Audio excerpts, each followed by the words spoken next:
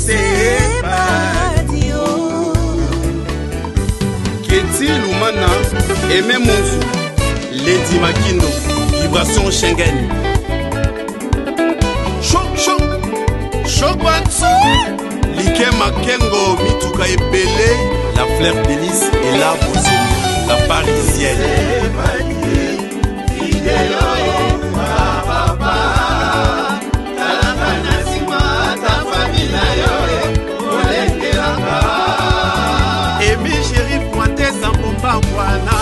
Donc nous sommes dans un moment de la tristesse, un moment de deuil dont la famille Ndombele a le réel immense émotion de perdre l'une des membres de la famille au nom de notre très chère maman Kounsé Louise, donc la maman à notre très belle sœur Fanny Ndombele, donc qui vient de perdre sa maman.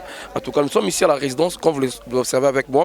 Le coup là-bas, la soubi comme d'habitude, et comment on a directement morgue et puis il y a tout un cimetière.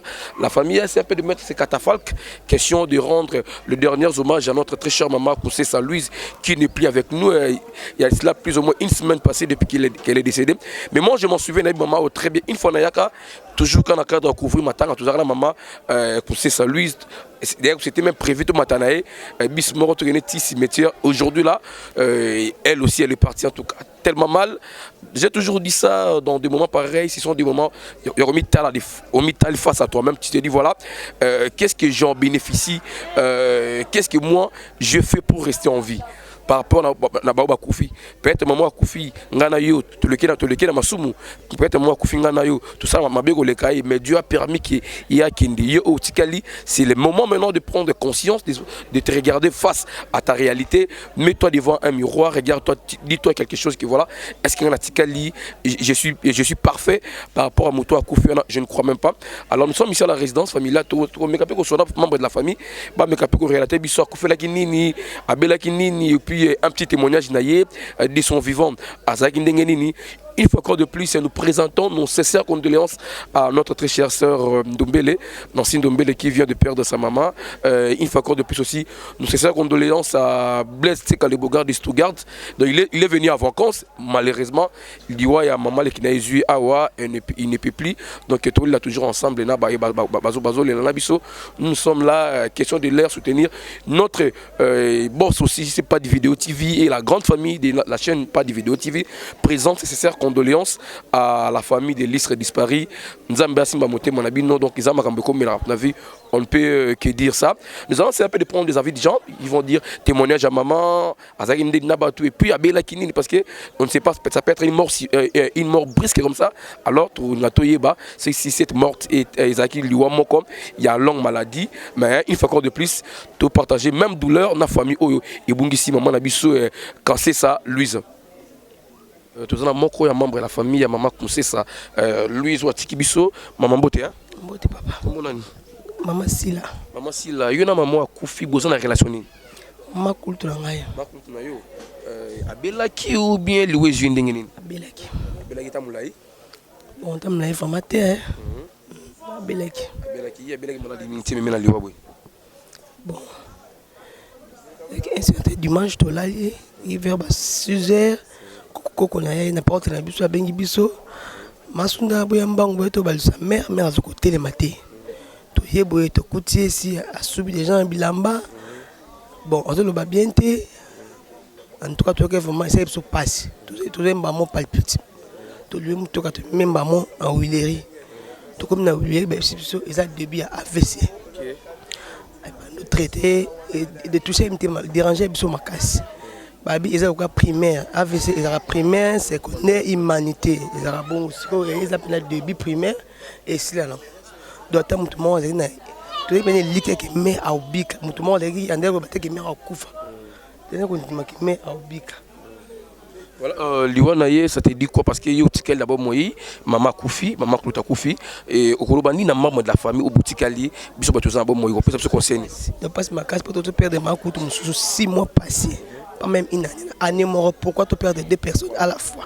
Donc passe. C'est ça passe ma casse. Et déranger mes thèmes à la biso. Nous sommes qui m'y a appareillé. Toi là, qui m'y a qui m'a sorti pour ta capa la yemoko. ndenge alobi tokumisa ye bacirconstance nyonso tokumisa ye. Merci beaucoup. Donc je crois le mot retenu c'est ça. Nous avons appelé ça qui mène la famille. Mettez Maoé Isoki. Donc dans toutes circonstances, nous devons louer l'Éternel parce qu'il est le maître des temps des circonstances. Aloba yango nanzela ma commune aye qui est les kambuto comme la ramuto ceux qui y a habité après si a valté komate. En tout cas passe na motema toujours la maman na biso Louise oyo lobi to zaki na ye jadis ngai kutu ngamuro na zaka na ye mais malheureusement aujourd'hui je viens apprendre encore une mauvaise nouvelle qui a tiki biso ya encore aussi ndeko ne moi aussi mbote maman. On a passé dans mon thème. Le tout est la temps, la fête. Tout est la grande, la bataille, la maboué. Moi, il y a mes taux varas, si mon cas passé, boué, coulut à coufi. C'est ce passe ma casse, si tu as gagné la maman et mon coulut à sur la bien, coulut à le bas bien, à ce quoi assurer, biso, assurance, à madame Kato, qui n'ont pas couillou à écouter, à Zuluba. Ngana poa bobe ngasunda abana na sima na ngai bolambusi boya ba pusimbe to va na sima na ali ona zombo ya kolie ba lesi ba la lesi donc to kin espoir to ma po mo kwa sa kin espoir kuta zolwa oui ça gradi ma desu na nansi ma desu na gada te ka bien na sabi kulutu na bakse to $100 bona ma desu albiti comme c'est 150 oui c'est sonioso oh surtout boy ko pesi ma ya komela abino fune pas docteur arrive sabino bobi ko pesa maina mela sunda yaka buku ko finga biso ko bengana biso to ko ko leke ko kimi se ma to kimi to ta pe maman donc elle a kuna c'est 4 jours bibi soit remplacé donc azule peut-être très bien idée à ko kufa ko ezala quitter donc faut ezala quitter ce que vous comprendre je vais ça mettre la circonstance et attends soyez vaillebi ceux qui zani je vais bien biso tikali to bangate to continuer qu'à prier ma case pour je vais nzambe à soutenir biso maman comme na siècle na 5 mois bula maman kuita kufina kobeka na msika ba vivant pa na pembeni ay comme l'hôpital abibino bana basi vous appréciez bulela la quand même na mbali ngala tout le docteur juste zani ce que tu es zanini je vais nzambe abusuzani ya parce que ça va tomber là et karam qui bon les 7 à deuxième mois na siko ko tu venir tikibiso na mona lokazo talanga. Voilà, merci. Donc vous comprenez, donc ça fait tellement très mal qu'au peur de Batoumi Balé Nekara il y a 6 mois, donc pas si de Rossingara na famille, Bandeko Batika limité ma ezala makasi nzambe moko yebi azali mettre à temps ces circonstances. Une fois encore de plus, toujours présenter de sincères condoléances na moi na Nancy Ndombe les K12 donc yé a équipé mon bembo vacances à Linga Zonga à Zupisanga matanga liwa mana donc ils a passé na motema nzambe moko yebi donc voilà toujours continuer tout sur la morgue toujours nous autres ya kondo tout mango na malita na cimetière ici kawapi et okomanda kunaye d'habitude au peut rosenga na famille batikali na sima bagenda kotala na sika to kumisaye couper makuna merci.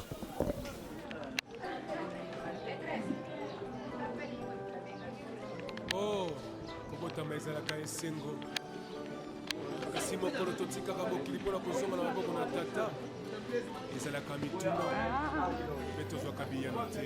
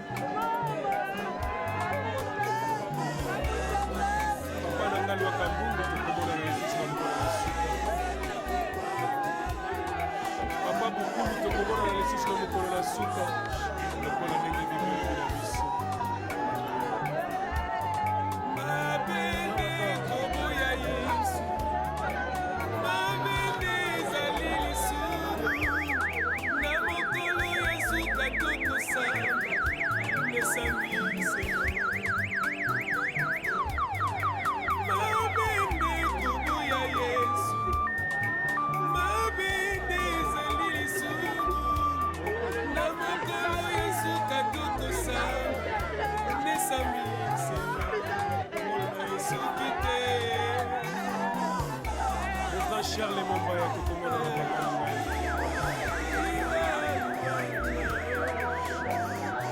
tokomona na lisusu ya Willy Ngonda tokomona na lisusu Mamuchela Ole tokomona na lisusu Akaka Keza tokomona na lisusu Mama Benedict tokomona na lisusu Bilishawi Mombaya kufa kitenza Okola liwa etalaka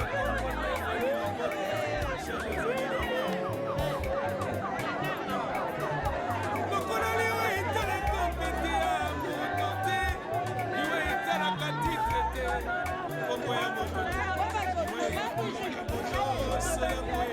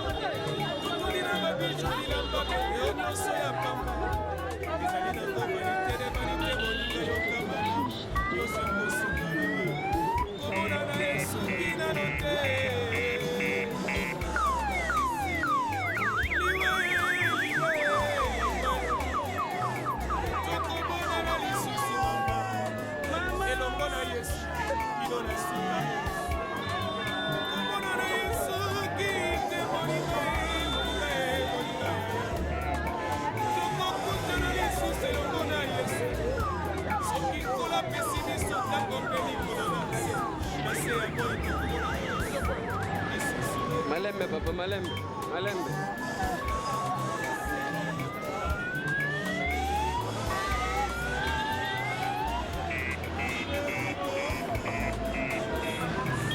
Kusana muke.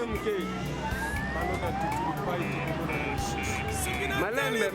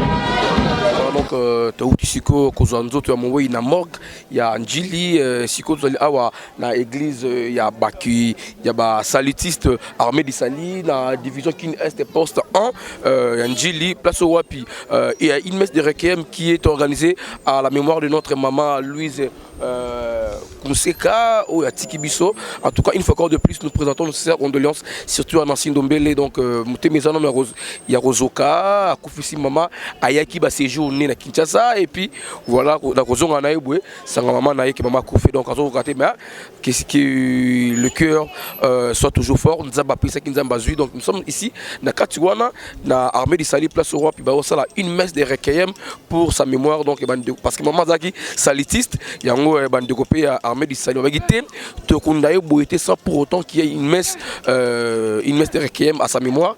La raison pour laquelle tout ça, awa, na Armée du Sali, où ils allaient na commune Njili, na quartier 2, poste Njili 1, place au roi, puis il y a une messe de requiem à sa mémoire. Il y a maman Nabiso, Louise, Tsete Moli Monebi Manakimia. Il faut encore de plus condoléances Nabiso, sous na Blentseka, les Bogards de Stuttgart, qui est aussi à Kinshasa, à Nantan Oyo. Après, on a vu ça et tout macor Nandaku et ça littéralement tout à Moukié. Après Nandaku directement direction Nabiso cimetière, il y a une nécropole entre ciel et le terre. Et c'est là où maman Nabiso Louise, elle va commencer de vivre cimetière de nécropole. Mais son adresse actuellement est d'emblée de vie Isali Awa dans le cimetière il y a une nécropole. Voilà, merci beaucoup. Donc suivons comment est-ce qu'il va mettre les cas à la mémoire de notre maman Louise qui nous a laissé.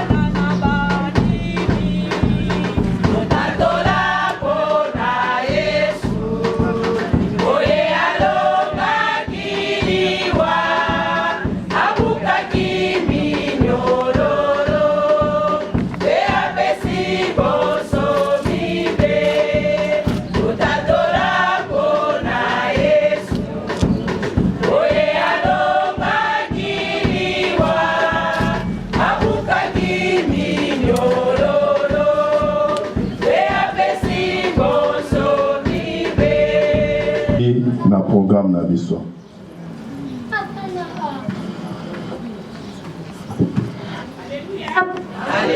Alléluia. Bana yetu ayebina nzamete. Nzamba za malamu. Tolo babiso nyonso nzamba za malamu. Bandeko soki na kotelema na témoigner pona yalwisa. Nazali litato li oya bomoi pona yalwisa. Namoni yalwisa. Na 1978 wana na koya libala na kibunzi. Na kuti yalwisa na kibunzi libota na bango yonso. Na kanso bazalia bakoki koyeba nakuti bango nakutaki ya Luisa mwasi oyo azalaki bato ayebi ye ya Luisa me mukolo ngana yaki awa nazwi retraite nalobi nakozonga na pose nanga d'origine mukolo ngana koya na njili mpona ya kozonga lokola soldat na pose na ngai nakokuta ya Luisa na se ya nzete bafandaki na baninga na uniforme à l'armée du salut napesi batumbo te natali elobi ngabi oya Luisa loseki alobi ya mwasi atwani okosani ngabi ya na bosani yo te nazo reconnaître yo nazo mona yo ya Luisa koma salitisa alobi oui na koma salitisa bande ko motema nange tondaki ne sengo bona yebi ya Luisa o wana na ya Luisa ya lelo bande ko nanga soko zalia obongol na motema te bongola motema esengo ezana na batu oyo bayebi nzambe ya Luisa kena nkembo posko yeba ya Luisa ngana yebaki na komona ya Luisa ya lali na nimisi ete nzambe za malamu yo bongola motema tika mabe kende pa Yesu kama kitoko yango wana mokili na nyonso eupesa biso litomba te na lingo susa témoignage na ngana kolobaka na bana ya Luisa mama ata ko ekotikela bino ba compte na banque akotikela bino nyonso eza pamba bozwi monene o nzambe atikeli bino koyeba nzambe koyeba Yesu bozwi yango wana Haleluya akumisi nzambe mukolo na kwa kuzongisa lisusu nzoto ya mama na ekuna kimia koloba kaboye mama oyo elaki maladi na ye azalaki kana kondima beloko moko ke ngai na bika mpona azala likabola moto te mpona yebi eloko moto te mwana na ngai nasi tika kotangisa miso ntango nyonso soki ozoya na hôpital soki ozotangisa miso nazoyoka pasi nzambe na ngai ayebi yo akotika yo te yango ata nazolela mpona makambo eleki ebele nazolela mama na ngai na kimia apema mpe na kimia yango eloko na ngai kokola bino amen amen amen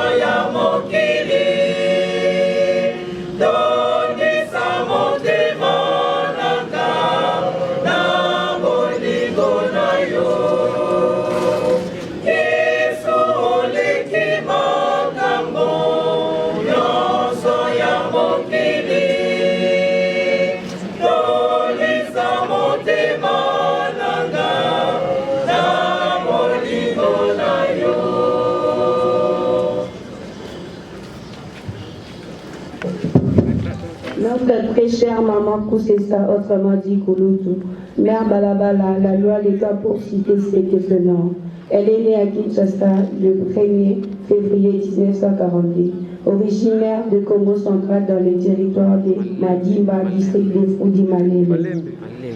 Fille de Nombele André, décédée, et Sita Madeleine, vivante indienne de 100 ans. Maman Koussessa, Louise Kouloutou, était l'aînée de sa famille.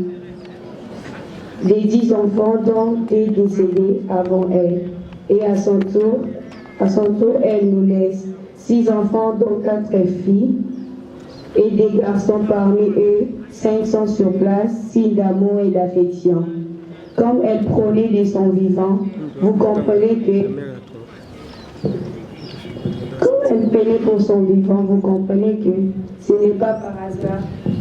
Ce n'est pas par hasard cette retrouvaille dans la famille, même si des loin sont venus assister à ces derniers hommages malgré la douleur. Notons également qu'en dehors de ses enfants, elle a laissé 17 petits-fils et 7 arrière-petits-fils. Maman Koussessa Louise nous quitta à l'âge de 79 ans, ceci timidement sans un mot en dehors de ses conseils quotidiens. Et c'était dans les après-midi du 24 août 2021 qu'elle rendra l'âme. Une disparition inattendue car rien ne manquait pour ses soins médicaux à l'hôpital général de Kinshasa, ex-Mamaemo. Dieu a décidé autrement, il a donné, il a ôté. Et nous croyons que ces dieux d'orphelins que servait Maman Koussessa prendront soin et consolera toute sa descendance en douleur supportable. Vie spirituelle. Étant inscrite d'une famille purement chrétienne, elle était restée ferme et persévérante sur cette voie bénie léguée par ses parents. Plus tard, elle s'est convertie comme chrétienne donc soldate de l'armée d'Italie jusqu'au rang de sergente quartier maître.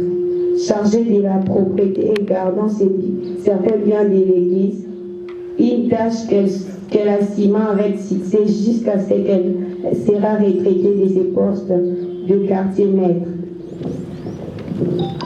Dans l'église, elle a laissé un bon témoignage. Une maman l'église exemplaire, toujours prête pour séduire, offrande spéciale, dons et actions de grâce. Une fidèle ponctuelle, et sa persévérance aux kits matinaux de sa cellule de quartier D et sa chanson préférée qu'elle chantait jusqu'à l'hôpital était Tokolo Manako Bonaye. Terminons notre biographie pour dire un mot pour ses principales activités, qualités morales. Une femme qui était commerçante, ménagère, jardinière, elle aimait la provision et habillait assez débrouillée pour sa survie et celle des autres. C'est ainsi malgré son statut de veuve, mais elle était restée indépendante et prenait soin de ses petits-fils et ses proches. Oh, quelle douleur! Heureusement qu'elle nous a laissé une richesse qui est la voix de Dieu, qu'elle servait durant toute sa vie. Maman Koussessa Ndombele Kouloutou, une dame autoritaire, elle savait ressembler une hospitalière et elle savait dire la vérité en face. Parfois humoriste, elle savait défendre et représenter sa famille. Une visionnaire. Adieu maman, mémé, yaya, tante, belle-mère, nous ne t'oublierons jamais. Tu es gravé dans nos cœurs, étant un modèle pour tous. Bon voyage, que la lumière t'accompagne. Bible les hommes de Sabison, le balanzambe le biais de natie liboso na yo, bomo ipe malam, kufa pe mabe. Et mon ete moto azali libre ya kopona. Soki alingi mabe ezali posa na ye. Alingi malam ezali posa na ye. Mais nzela yango emonisi biso ete moto na mokili ayeba ete esengeli apona malamu. Amen. Balobi na lecture biblique moto azokende na séjour des morts. Kuna na séjour des morts, moto azokende akomema eloko soki moke. Na lingina ebsandeko oyo awelaka biloko mongo ya tiki okomema ngo te. Po ete atiki mapango, atiki mituka, yokanisi soko ozwi yango mokolo kokufa tokotyango na cercueil okende nango okotika yango. Amen. Moto azana posa azwa biloko nyonso ya mokili yango nozomona tozobomana bazotyana bato bambasu po ete moto azana posa azwa biloko nyonso ya mokili abosani ete ata ozwi nyonso ya mokili okomema yango soki moke.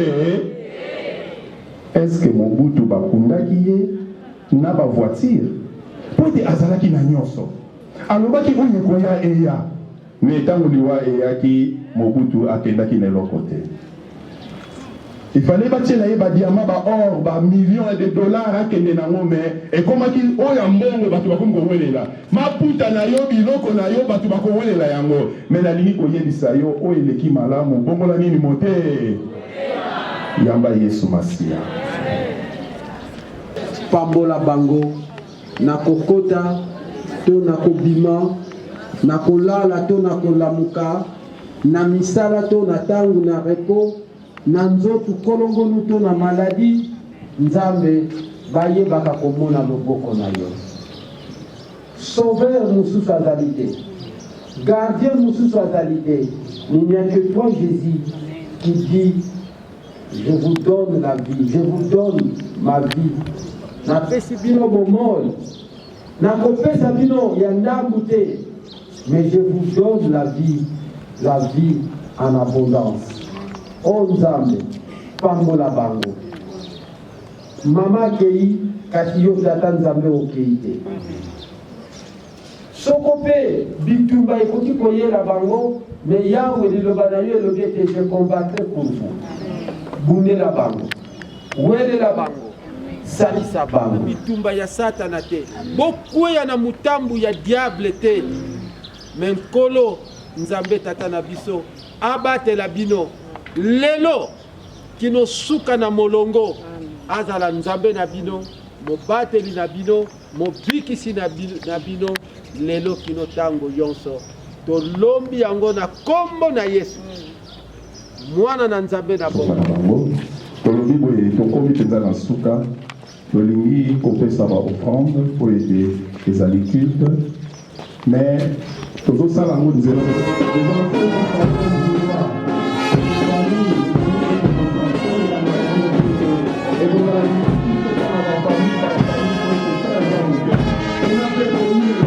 Leka mama, leka.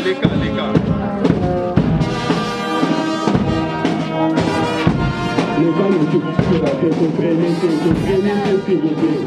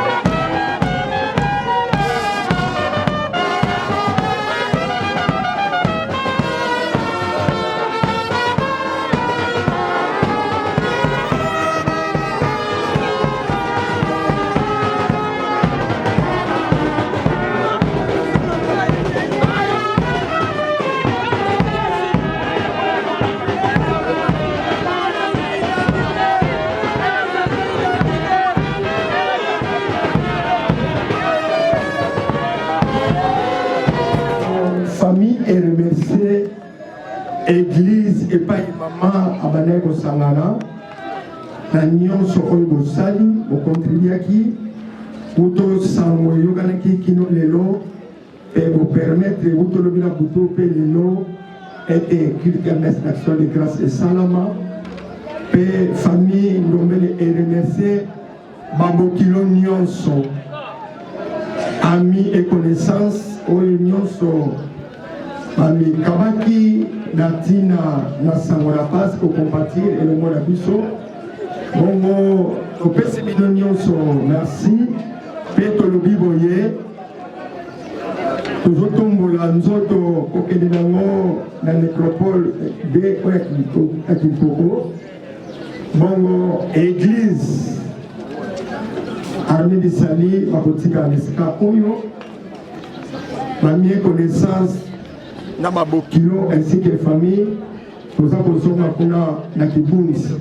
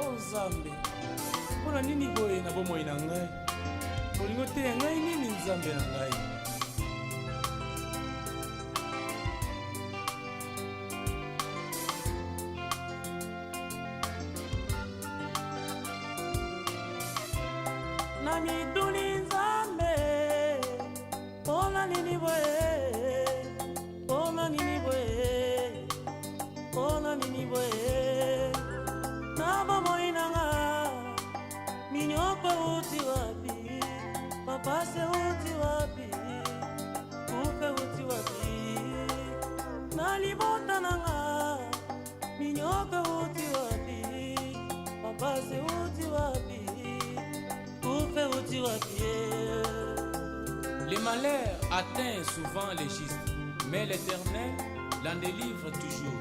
Psaume 34, verset 20. Nami tuninzambe, ona nini boye, ona nini boye, ona nini boye. Nama moinanga, minyoko euti wapi, mapasi euti wapi, kufe euti wapi, na libota nanga, minyoko euti wapi, mapasi euti wapi, kufe euti wapi. Oh Nzambe, yo mobondisi na ngai, na ntango na pasi.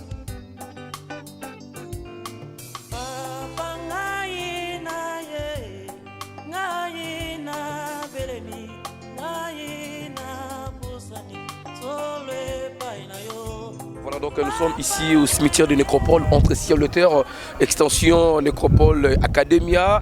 C'est là où désormais notre très chère maman, au nom de Louise Kounsessa, va demeurer ici parce que c'est l'adresse qu'elle a choisie. Paix à son âme, en tout cas, nous sommes ici à l'entrée de Nécropole. Vous remarquez avec moi, Bandego Bazali, Témé Belé, sa fille vient de faire son arrivée, Nancy Ndombele. Nancy Ndombele vient de faire son entrée, donc en tout cas, elle était consolable. Il y a aussi Blanc Tseka de Bogart de Stuttgart aussi, qui vient d'arriver, une grande délégation qui vient de l'Europe. Donc cette délégation est Awa, mais maman Koufi Bazaka Awa, Kishasa, donc ça fait tellement très mal. Merci à Fifi Sita, donc je te salue. La présenter encore mes sincères condoléances, Nayo, mon frère Obed Sokoda aussi en tout cas, sincères condoléances. Donc voilà, c'est la famille, donc Dieu a donné, il a repris, on peut rien, on peut que glorifier davantage l'Éternel parce que c'est lui le maître des temps et des circonstances. Donc ce qui est à l'Ingakité, peut-être l'Ingéza a abouti le coup là, nous a mené à l'Ingaki, Yango Salite Maman Louise Tokote dans l'élo, la circonstance est tellement une circonstance malheureuse, c'est pas une bonne circonstance parce que tu es là. J'ai toujours dit ça, il serait mieux de écouter la circonstance, il y a ma fête, mais malheureusement le monde dans d'autres versions nous racontons beaucoup plus dans des circonstances malheureuses. Voilà, déjà on lance l'entrée, il y a Nzoto, il y a Mama, donc bientôt là nous allons entrer dans il y a Nécropole pour dernier mot, des recueillements et puis le petit discours, voilà, et par après nous allons l'enterrer ici à Nécropole. Il faut encore de plus, nous sommes condoléances à Fisita, donc c'est ça qu'on laisse Nayo. Nancy Ndombele, en tout cas, on est de cœur avec vous. Tu as perdu ta maman, en tout cas, tout ça Nayo. Nous disons merci à nos amis salitistes, Batiki Mamate, donc les salitistes baillés, donc voilà, avec des fanfares. En tout cas, c'est une très bonne chose. Obed Sokoda aussi, donc Azol et la maman Kokunae. En tout cas, voilà, nous sommes en place avec Yoka pour la suite. Merci.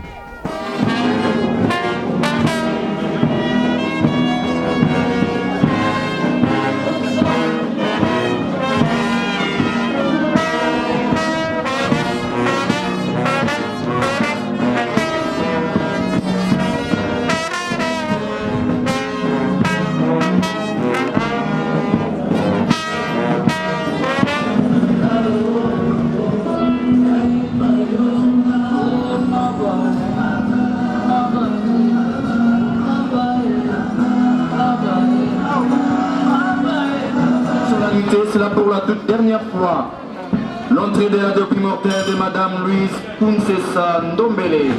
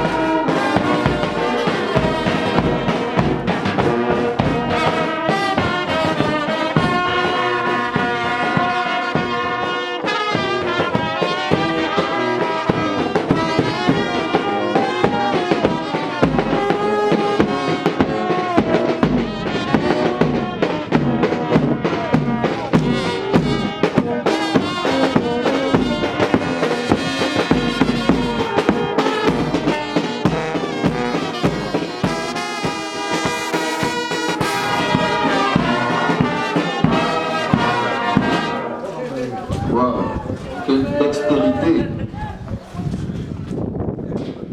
Voilà, mesdames et messieurs, je saisis cette opportunité. Un autre moment qui nous a tout donné, vous l'avez bien compris, il s'agit bel et bien de Maman Princesse Ndombele Louise, pour qui nous sommes tous ici présents, profondément bouleversés, attristés et cœurs serrés, afin de l'accompagner avec dignité dans son dernier voyage, son retour ici dans cette belle cité de Diano-Gerdis, Paris. En pareille circonstance, qu'il nous soit permis de présenter à vous sa famille ici présente nos sincères condoléances.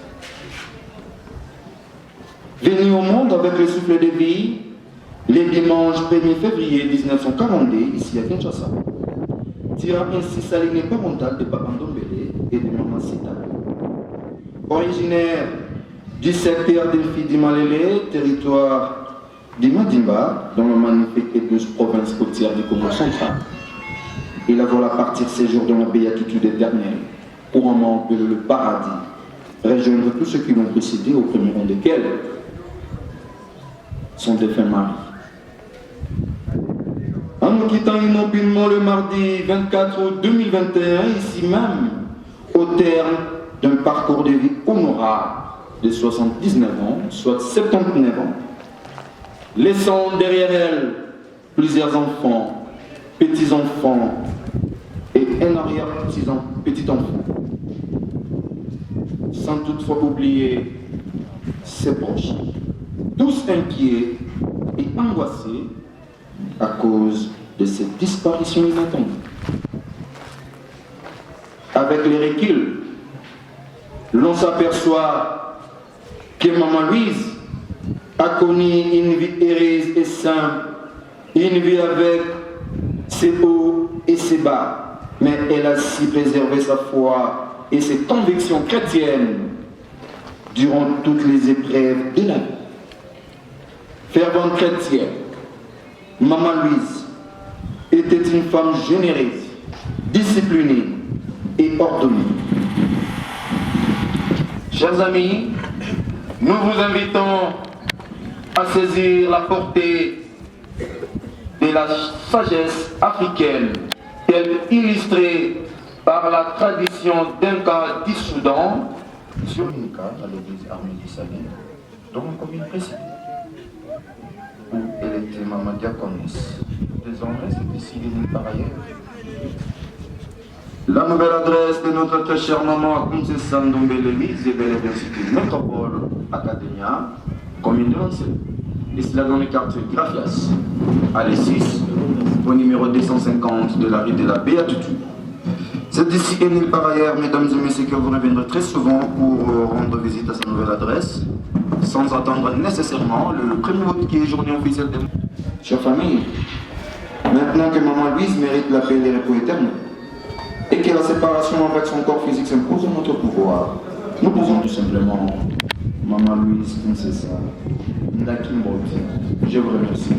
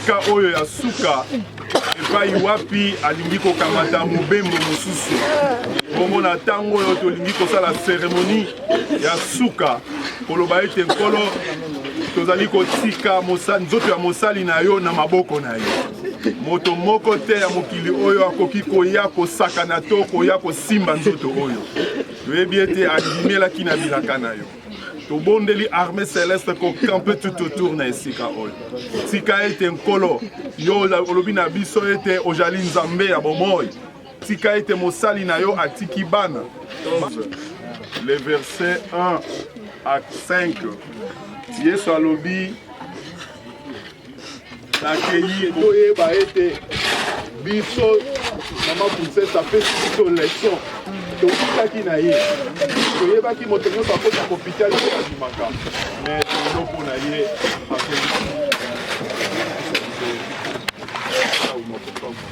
la terre retourne à la terre, les cendres aux cendres,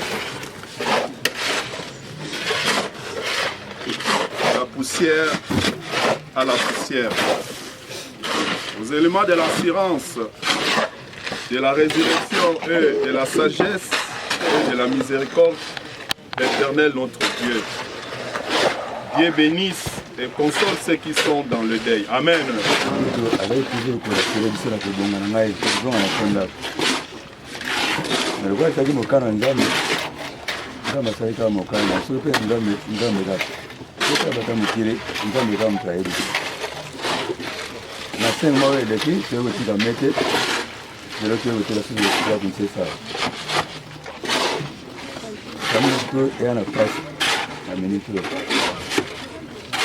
Vous pouvez faire famille en masse. Pour la vie, vous pouvez tout couper le goût. Dans ma somme. Blanc de mairie. Vous avez marqué le zone. Vous tu vas à combien d'avions. Vous tu vas à y boya mbaya. On a vu quand on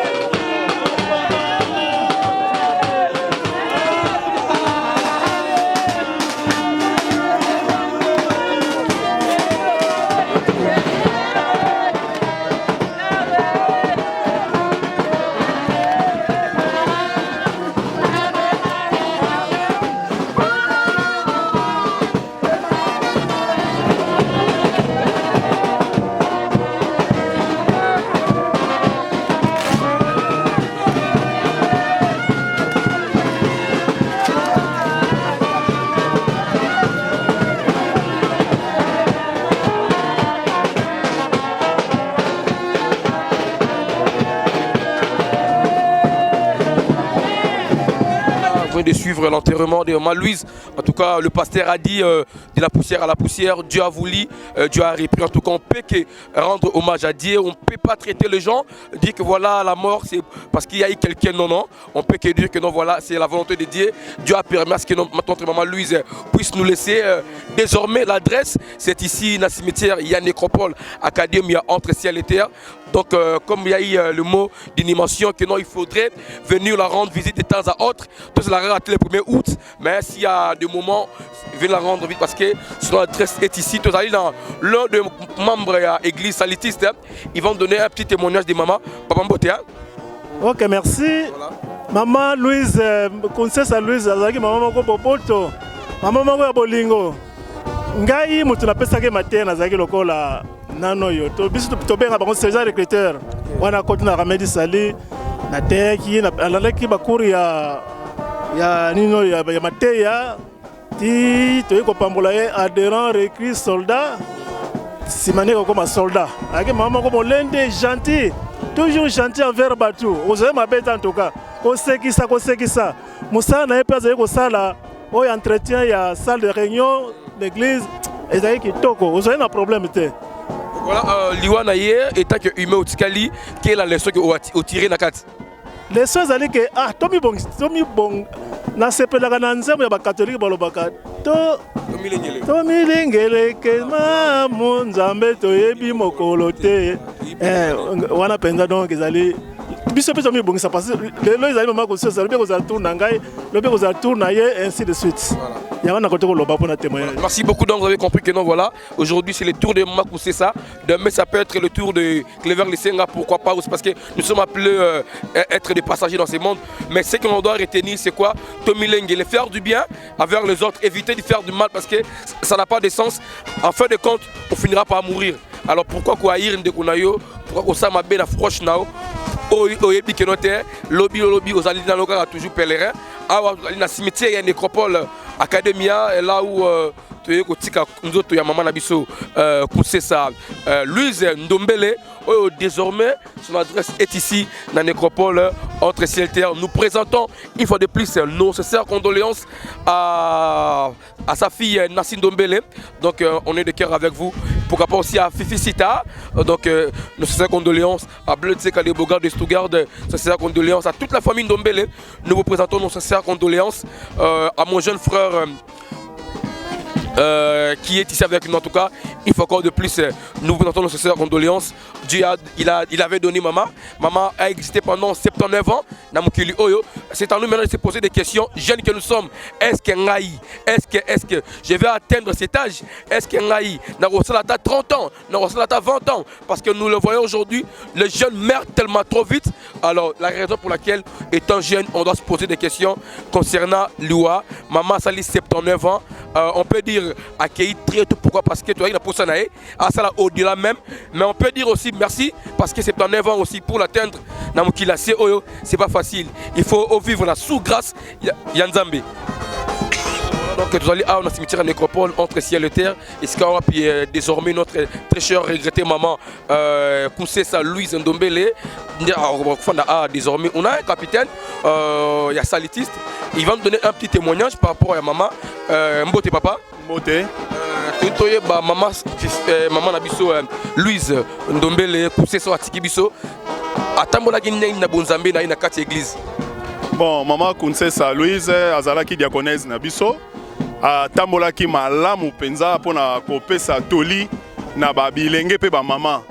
Bongo ye azali na témoignage malamu po ete bazali ba maman oyo.